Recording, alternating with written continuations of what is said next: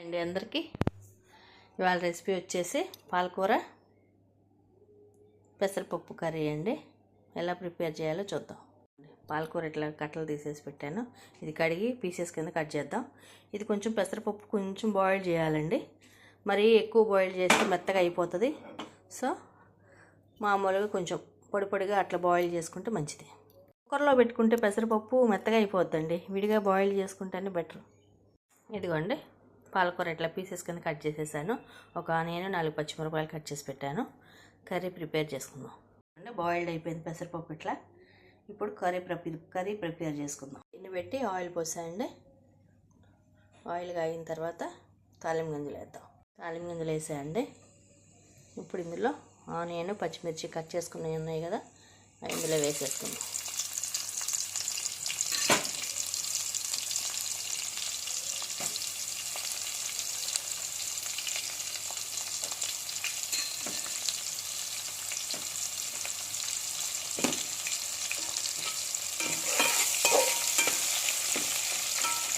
ఇందులో కొంచెం half tea spoon పసుపు వేసుకున్నామండి.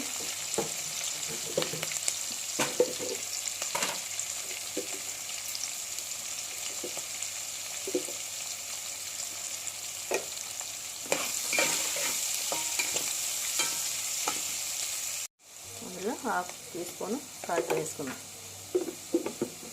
చూడండి ఆనియన్స్ వేగినాయి కదా. ఇప్పుడు పాలకూర ఇందులో పెట్టేసేద్దాం. తాలింపులో వేసేద్దాం.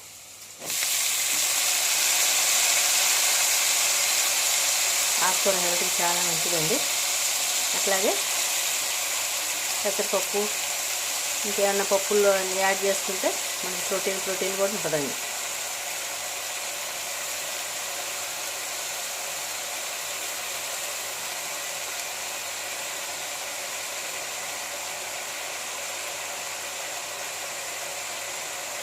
మొత్తం కూర అంతా కలిసేటట్టు ఒకసారి మొత్తం కలుపుదాం.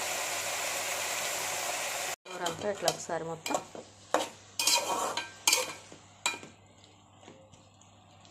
కొంచెం మగ్గిన తర్వాత పెసరపప్పు వేసేద్దాం. ఇందులో కర్రీ చూడండి కొంచెం వాటర్ ఉన్నాయి. కొంచెం వాటర్ తగ్గిన తర్వాత పెసరపప్పు వేద్దామండి. చూడండి ఇప్పుడు ఇందులో పెసరపప్పు వేసేద్దాం.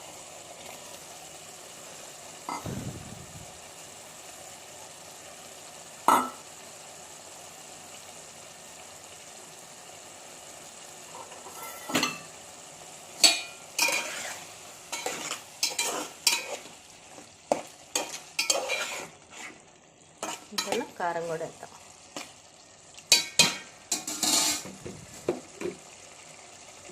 హెల్త్కి చాలా మంచిదండి.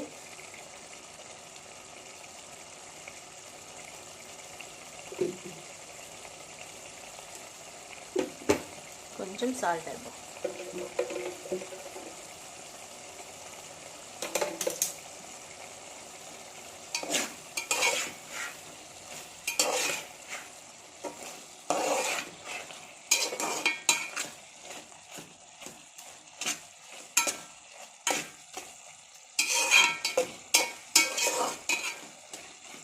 ఇట్లా ఒకసారి ఉప్పు కారం చూసుకోండి. సరిపోయిందంటే ఓకే. కారం తినేవాళ్ళు కొంచెం కారం వేసుకోండి. సాల్ట్ తినేవాళ్ళు ఇంకొంచెం సాల్ట్ వేసుకోండి. నేనైతే సరిపడా వేసానండి. ఉప్పు కారం అన్నీ వేసేసానండి. దీన్ని కొంచెం నీళ్ళు అంతా ఎగిరిన దాకా ఉంచి అప్పుడు ఆఫ్ చేసుకున్నాం అండి. కర్రీ రెడీ అయిపోయింది. పాలకూర పెసరపప్పు కర్రీ రెడీ. అందరూ ఇళ్ళల్లో రెడీ చేసుకుంటే టేస్ట్ చేయండి. చాలా టేస్ట్ ఉంటుందండి. హెల్త్కి కూడా మంచిది. బాయ్.